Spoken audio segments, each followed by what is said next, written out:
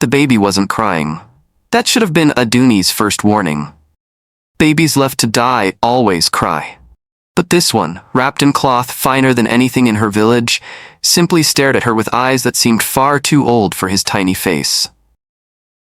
She found him at the foot of the ancient iroko tree on a night when even the crickets had gone silent. The kind of night her grandmother would have called cursed. But Adunni was 43, barren and desperately lonely. So she ignored the warning screaming in her blood and picked up the child. His skin was warm despite the cold harmattan wind. His breathing was too steady, too calm. And when she looked into those strange, knowing eyes, she felt something that terrified her more than finding him had. Recognition. As if this baby had been waiting for her specifically. 11 years later, when the man in the expensive Agbada arrived with his convoy of black SUVs and that cursed leather pouch, Adunni would finally understand the truth. The child she'd rescued hadn't been abandoned at all. He'd been planted. And now, as the thing in the pouch began to pulse with ancient power and her beloved Kemi started to transform before her eyes, she realized she hadn't saved a baby that night. She'd doomed her entire village. Welcome to Becky Stories. Before we proceed, take a moment to support us by hitting the subscribe button. Like, share, and comment below. Adunni Okafor had always been the village's broken woman. Not broken in body, she could still carry water further than women half her age, still pound yam until her arms ached with satisfaction. But broken in spirit, broken in purpose. 43 years old, and her womb had never quickened. In Umuna village, a woman without children was like a tree without fruit. Alive, but serving no real purpose. The other women pitied her. She saw it in their eyes when they gathered at the village stream, heard it in their hushed conversations that stopped whenever she approached. Poor Adunni, they would whisper. What did her ancestors do to curse her so? Her husband had left her for a younger woman 3 years earlier. Not divorced. That would have required effort. He simply moved his things to another compound and started calling someone else his wife. The shame had burned through Adunni like fever, leaving her hollow and brittle. That's why she was walking alone at midnight on the night the baby appeared. Sleep had abandoned her months ago. Most nights she would wander the village paths, avoiding the main roads where people might see her, and add mad to her list of failures. The iroko tree stood at the village's heart. Ancient and untouchable, its massive trunk scarred by generations of secret rituals and whispered prayers. Adunni had been avoiding the tree for weeks. Something about it felt different lately. Hungrier. The village children no longer played in its shade, and even the boldest goats refused to graze near its roots. But that night, the night that would change everything, she felt drawn to it like a moth to flame. The silence hit her first. Complete, absolute silence, as if the world had stopped breathing. No night birds, no rustling leaves, no distant laughter from late-night palm wine drinkers. Just the soft whisper of her bare feet against the red earth. That's when she saw the bundle. At first, she thought it was just cloth, maybe something blown by the wind and caught against the tree's massive roots. But as she approached, the bundle moved. Not the restless shifting of fabric, but the deliberate, purposeful movement of life. A baby. Perfectly clean despite lying on the earth. The cloth wrapping him was fine cotton with intricate patterns she'd never seen before. Patterns that seemed to shift and change in the moonlight. And those eyes, those impossible ancient eyes that looked right through her soul. Adunni knelt beside the child, her hands shaking as she reached out to touch him. His skin was warm, too warm for a child who had been lying on cold ground. And when she lifted him, he felt heavier than he should have, as if he carried more than just baby weight. "Where did you come from, little one?" she whispered. The baby smiled. Not the vacant, reflexive smile of newborns, but a real smile, knowing. Almost satisfied. And in that moment, Adunni felt the first stirring of maternal love she'd experienced in her 43 years of life. It didn't matter that this child had appeared from nowhere. It didn't matter that everything about him felt wrong. He needed her, and she needed to be needed. But as she carried him home through the unnaturally quiet village, Adunni couldn't shake the feeling that she wasn't rescuing this baby. She was completing some ancient transaction she didn't understand. The baby never cried. Not once in 3 months. At first, Adunni thought she was blessed. While other mothers in the village walked their compounds at midnight, bouncing screaming infants and singing lullabies with exhausted voices, Adunni slept peacefully with Kemi. Name had come to her in a dream, curled quietly beside her. But blessings in Umuna village always came with a price. That child is not natural, whispered Mama Ngozi, the village's oldest woman, as she watched Kemi from across the market square. At 6 months old, he sat perfectly still in Adunni's arms, his strange eyes tracking conversations he couldn't possibly understand. Children who don't cry have nothing to fear, and children who fear nothing. She didn't finish the sentence, but her meaning hung in the air like smoke from a funeral pyre. The other changes started small. Adunni's yam harvest was the best the village had seen in years, despite her doing nothing different. Her chickens laid twice as many eggs as before. Even her old goat, who had been dry for months, suddenly began producing rich, sweet milk. The child brings fortune, people began to say. But Adunni noticed they said it while backing away, making the sign against evil eye when they thought she wasn't looking. It was Chief Emeka who first spoke the word everyone was thinking. "Ogbanje," he said during the village council meeting, his voice cutting through the evening air like a machete. Adunni had been passing by the meeting tree when she heard it, and the word stopped her dead in her tracks. Ogbanje. Spirit child. The kind of baby who appeared to loving families only to bring them joy before disappearing again, leaving nothing grief and questions behind. The child has been here 6 months. Chief Emeka continued, his weathered face grave in the firelight. 6 months of perfect behavior, perfect health, perfect everything. When did any of you last see a perfect baby? Murmurs of agreement rippled through the gathered men. Adunni pressed herself against the tree, straining to hear every word. And the woman, another voice added, she recognized it as Mazi Okafor, no relation despite the shared name. Look how she glows now. Look how everything prospers around her. That's not normal motherhood, that's something else. What are you suggesting? Chief Emeka asked, though his tone suggested he already knew. I'm suggesting we watch, Mazi Okafor replied. I'm suggesting we wait, because if that child is what I think he is, he won't stay. Ogbanja never do. They come, they bewitch, they take what they need, and then they vanish. The question is, what is this one taking from us? Adunni crept home that night with her heart hammering against her ribs. She looked down at Kemi, sleeping peacefully in her arms despite the loud voices and crackling fire they'd just passed. Any normal baby would have been startled awake. But Kemi wasn't normal. She'd known that from the beginning. That night, she examined him more carefully than she ever had before. His skin was flawless, not a single blemish or birthmark. His breathing was so even it seemed mechanical. And those eyes. When she held a lamp close to his face, those ancient eyes reflected the light like an animal's. For the first time since finding him, Adunni felt afraid. Not of losing him. She'd rather die than give him up. But afraid of what loving him might cost her village. Because as she looked into those glowing eyes, she realized the men at the council meeting were wrong about one thing. Kemi wasn't planning to leave. He was planning to stay. Forever. And somehow, that was infinitely more terrifying. The first person to die was Mama Ngozi. It happened 3 days after the council meeting, just as the harmattan winds began to carry whispers of her suspicions to every compound in the village. She was found at dawn, sitting peacefully under her favorite palm tree, eyes closed as if sleeping. But her body was cold as river stones, and her face wore an expression of such profound terror that even the bravest men couldn't look at her directly.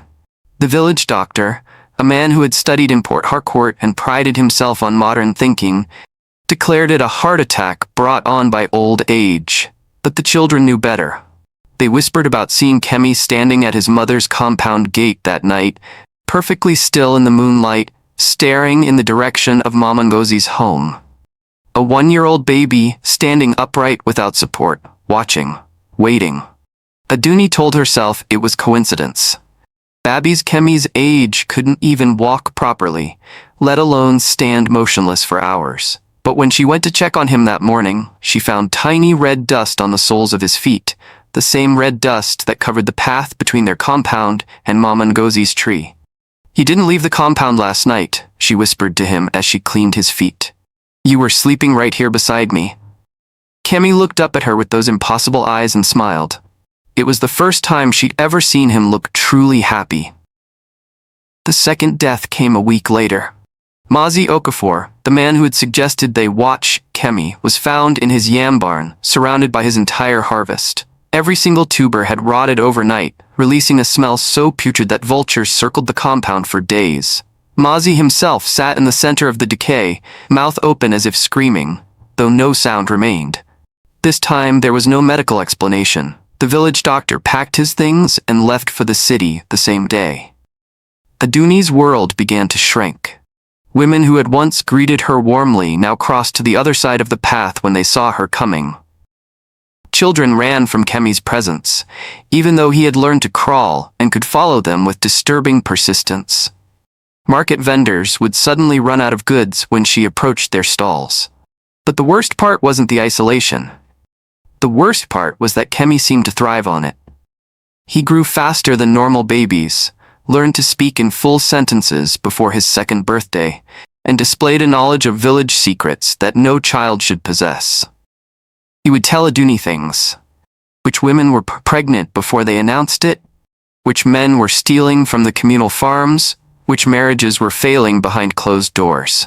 "How do you know these things?" Adunni would ask. "I listen," Kemi would answer in his unnaturally mature voice.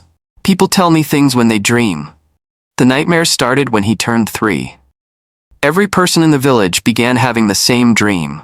A child with ancient eyes standing at the foot of their bed, asking questions about their deepest fears, their greatest shames, their most carefully guarded secrets. They would wake gasping, but the child would be gone. Until the morning, they realized the child in their dreams looked exactly like Kemi. Chief Emeka was the first to voice what everyone was thinking. "The boy is not just Ogbanje," he announced during an emergency council meeting. "He is something older, something that feeds on fear and grows strong from secrets." Adunni watched from her window as the entire village gathered around the meeting tree. She could hear their voices rising in anger and desperation, could see their gestures becoming more animated as they worked themselves into a mob. "We should drive them out," someone shouted. "We should burn them out." Another voice added, "We should end this before it ends us all." But as the crowd's fury reached its peak, something strange happened. One by one, the voices began to fade. Not stopping, fading, as if the speakers were losing the strength to continue. Adunni watched in horror as the villagers swayed on their feet, their eyes growing heavy, their arguments dissolving into confused mumbles. Behind her, she heard a soft giggle. Kemi stood in the doorway, his tiny hand pressed against the window, watching the scene below with obvious delight. And as Adunni stared at her impossible child, she realized the awful truth. He wasn't just listening to their dreams anymore. He was controlling them. There was no going back now. The village began to die from the inside out. It started with the children. Every morning, mothers would find their little ones standing in doorways, staring at nothing with vacant eyes. The children could still eat, still sleep, still perform simple tasks.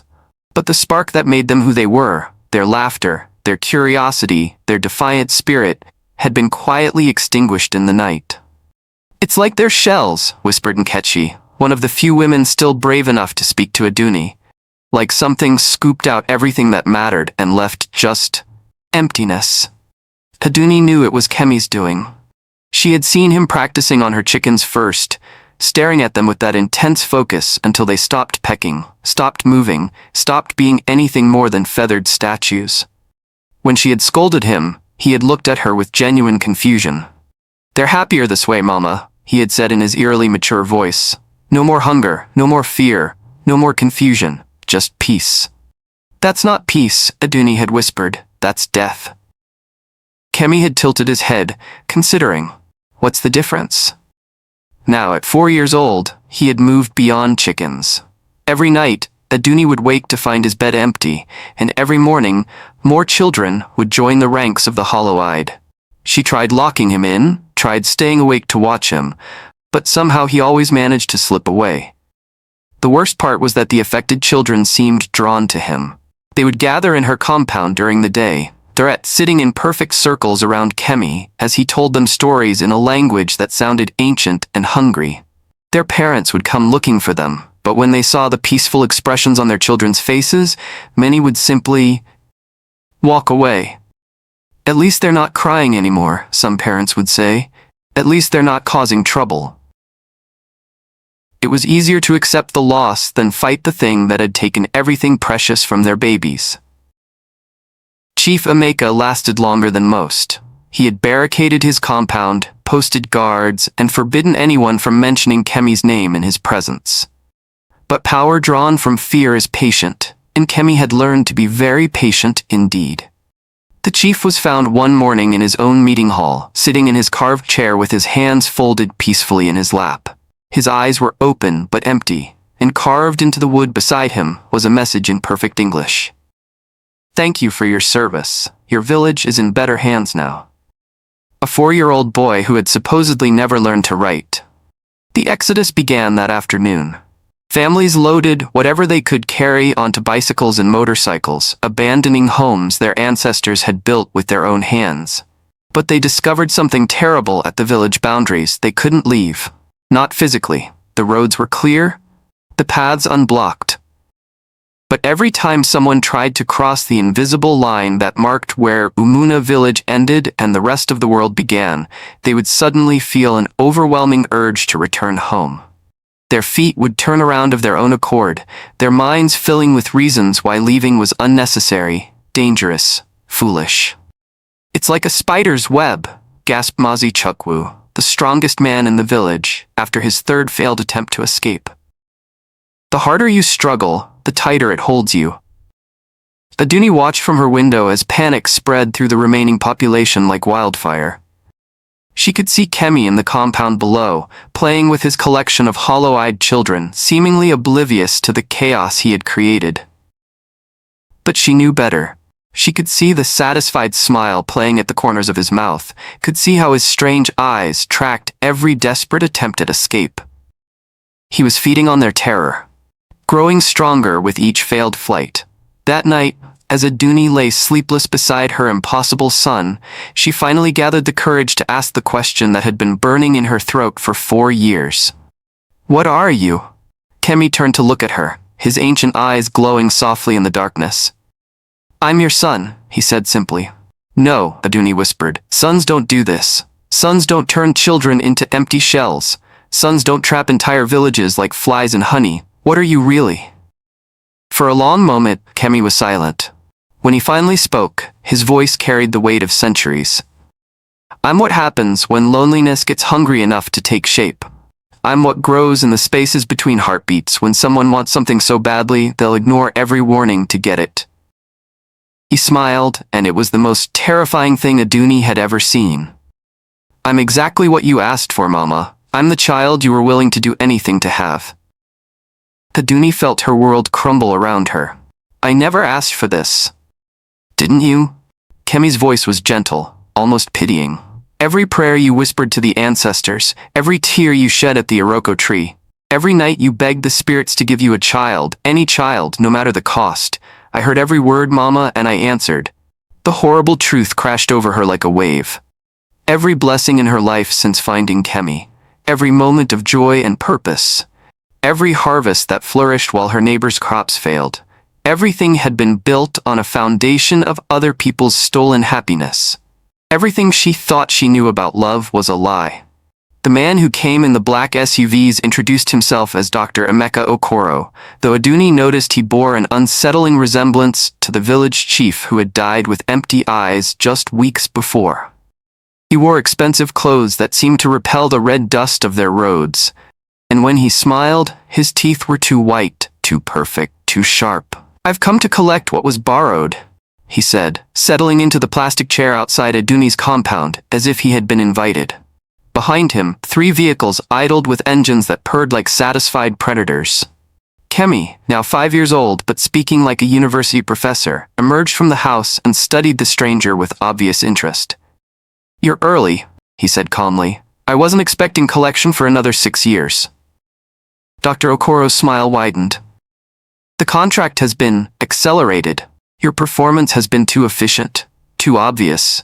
The attention you're drawing threatens the entire operation. Adunni felt ice form in her veins. What operation? What are you talking about? Both males turned to look at her with identical expressions of mild surprise, as if they had forgotten she was there. The resemblance between them was suddenly unmistakable. The same ancient eyes, the same knowing smile, the same aura of barely contained hunger. "Oh, Mama," Kemi said with genuine affection, "you still don't understand, do you?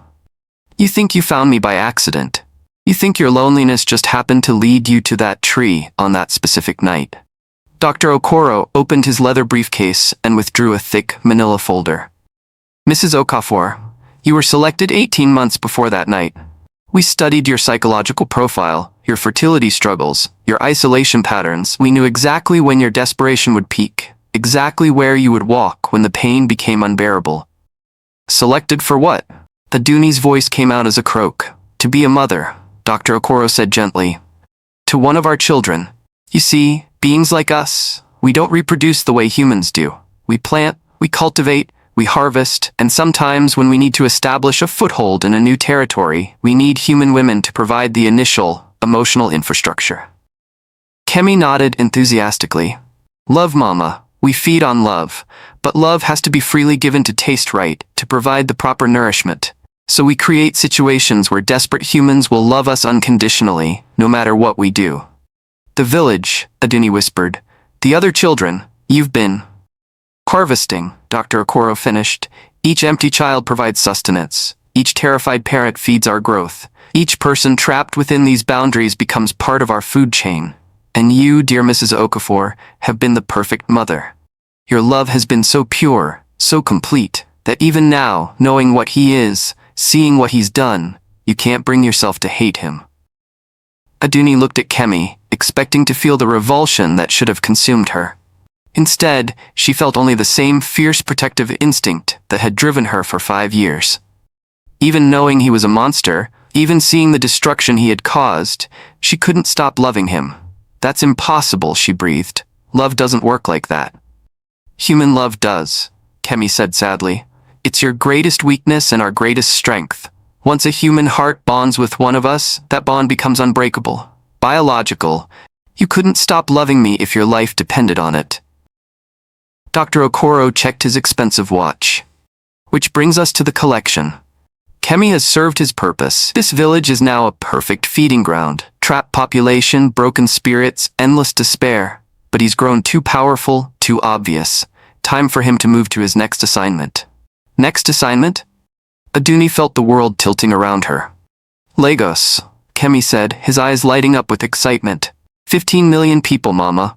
Imagine how much loneliness exists in a city that size. Imagine how many desperate hearts are begging for someone to love. He'll establish new feeding grounds, Dr. Okoro explained. Create more situations like this. Find more women like you to serve as emotional anchors while he develops his power. It's a very efficient system. "What happens to me?" Adunni asked, though she already knew the answer. Dr. Okoro's expression became almost kind. "You've served your purpose beautifully. Your love gave him the strength he needed to establish dominance here. But now that dominance is self-sustaining, the village will continue to feed our kind long after we're gone. You'll stay here," Kemi added gently, "with the other empty ones, peaceful, content, no more pain, no more loneliness, no more confusion, just the memory of having been loved." Adunni looked into the eyes of the child she had raised, the monster she had nurtured, the thing that had answered her most desperate prayer by becoming her greatest nightmare. "I have a choice," she said quietly. "Don't I?" Kemi and Dr. Okoro exchanged a look. "Yes," Kemi said finally. "You do. Choose wisely." Adunni's choice came to her in the form of a memory. She was 7 years old again, sitting beside her grandmother as the old woman wove raffia mats in the dying light of evening. "Nay," her grandmother had said, her weathered fingers never pausing in their work. "The strongest magic is not the one that takes, it is the one that gives freely, even when giving costs everything." "What does that mean, Grandmama?" young Adunni had asked. "Someday, child, you will face a choice between saving yourself and saving others. When that day comes, remember, the ancestors are always watching. They know the difference between love that serves itself and love that serves life." Now, 38 years later, Adunni finally understood. I choose, she said quietly, and both Kemi and Dr. Okoro leaned forward with interest. But first I want to know something. All those years of loving him, of raising him, of believing I was blessed. Was any of it real? Kemi's expression softened, and for a moment he looked like the confused child he had never truly been. The love was real, Mama. My need for it was real. The joy you felt watching me grow, the pride when I learned new things, the fierce protection when others threatened me, all of that was completely genuine. But the foundation, Dr. Okoro added with clinical precision, was manufactured. Then I choose, Adunni said, standing up with a strength that surprised even her. I choose to love him anyway. Both creatures stared at her in stunned silence. You understand what that means? Dr. Okoro asked slowly. You're choosing to let him go to Lagos, to let him do to 15 million people what he's done here, to let him create more villages like this one. No, Adunni said, her voice growing stronger. I'm choosing to love him enough to stop him. Before either creature could react, Adunni pulled out the kitchen knife she had hidden in her wrapper. But instead of turning it on Kemi or Dr. Okoro, she pressed the blade to her own throat. Mama, no. Kemi's perfectly composed mask shattered, revealing something raw and desperate underneath. You can't. The bond, if you die, it'll tear apart everything we've built here. I know, Adunni said calmly. Your power comes from love freely given, right? Well, what happens when that love chooses death over complicity? Dr. Okoro was on his feet now, his polished composure cracking. You don't understand the consequences. Your death won't just free this village, it'll send ripples through our entire network. Every child we've planted, every feeding ground we've established, will collapse, Adunni finished. Good. But you'll die, Kemi whispered, and for the first time since she'd known him, he sounded like a genuine child, lost, frightened, abandoned. You'll leave me alone. No, baby, Adunni said, and her voice carried all the love and sorrow of 5 impossible years. I'll set you free. Free to choose what you want to be, instead of what hunger made you. Free to find out if there's anything human left inside that ancient shell. There isn't, Kemi said desperately. I'm not human, Mama. I'm not your son. I'm a parasite, a predator, You're the child I chose to love, Adunni interrupted, and love changes everything it touches, even monsters, especially monsters. She could see the truth of it in his eyes. 5 years of genuine maternal love had done something to him that his species hadn't expected. Beneath the ancient hunger, beneath the calculated predation, something small and fragile had taken root, something that didn't want to hurt people, something that was tired of being hungry all the time. Something human. The network will send others, Dr. Okoro warned, his voice tight with panic. More collectors, more enforcers. They'll punish you for this disruption.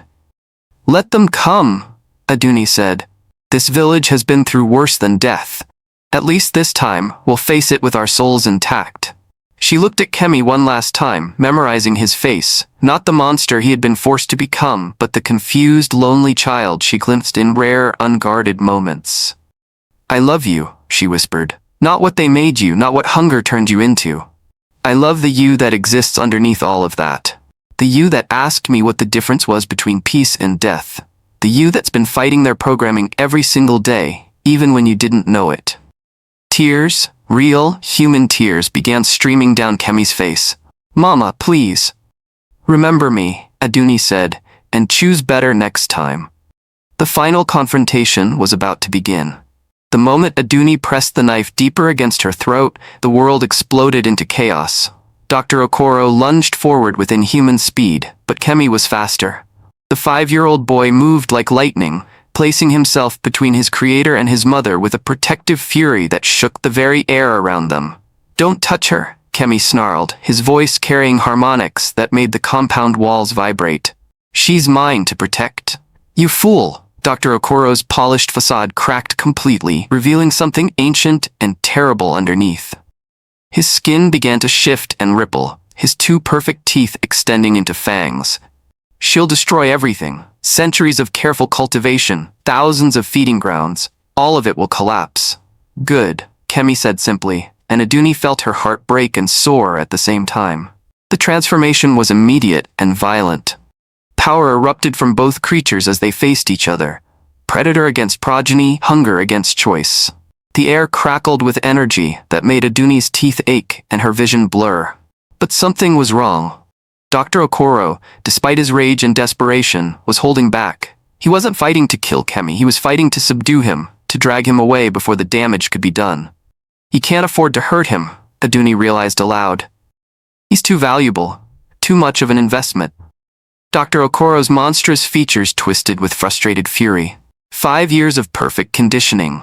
Do you have any idea how rare it is to find a host with your psychological profile?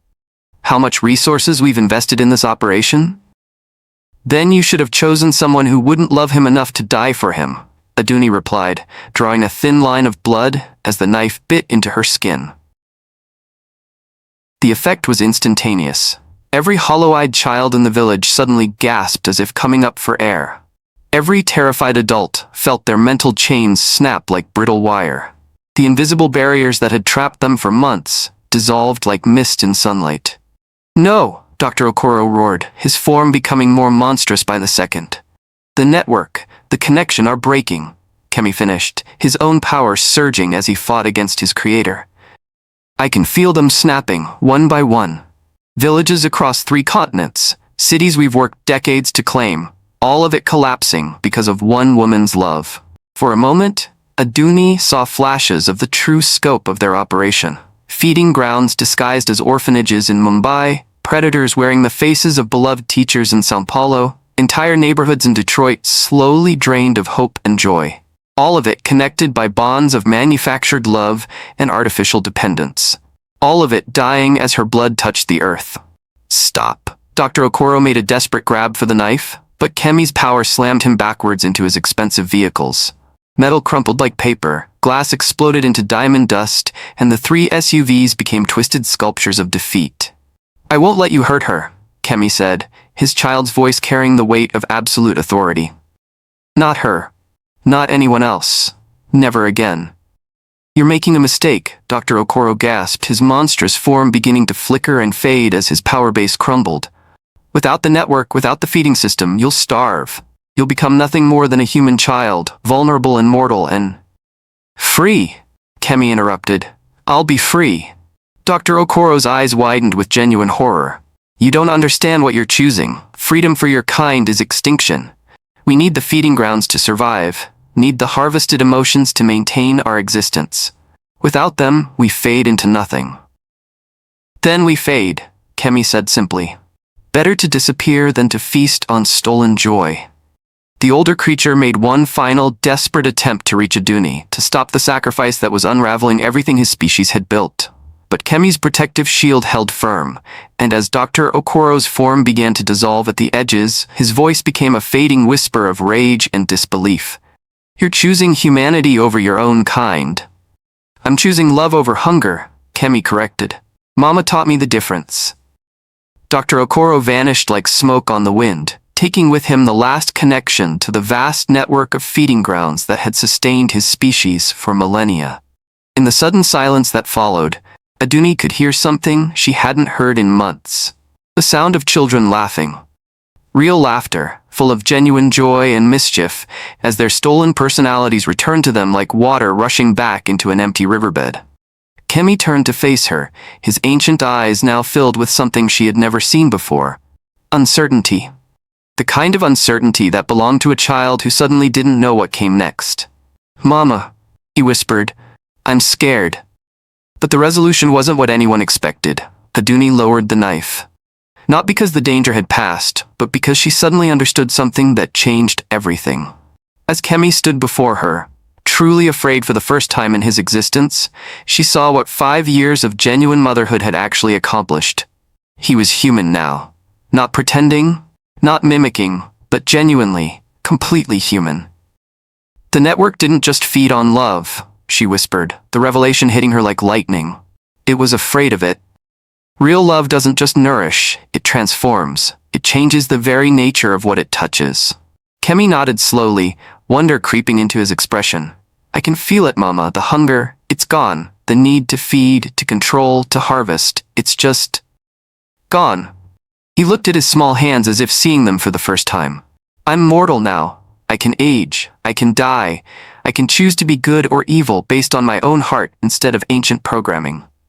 Around them, the village was awakening. Families were reuniting with their restored children, people were discovering they could leave the village boundaries, and the oppressive atmosphere that had hung over Umuna like a burial shroud was lifting with each passing moment. But Adunni's attention was focused entirely on the boy who had been both her greatest blessing and her most terrible curse. "What do you want to be now?" she asked him gently. Kemi thought for a long moment, his face scrunched in concentration. "I want to help people," he said finally. "I want to learn what it means to love without consuming. I want to make up for all the pain I caused." He looked up at her with eyes that were finally truly young. "Will you teach me, Mama?" Adunni's heart swelled with a joy so pure it made her previous happiness seem like pale shadow. "Every day for the rest of our lives," she promised.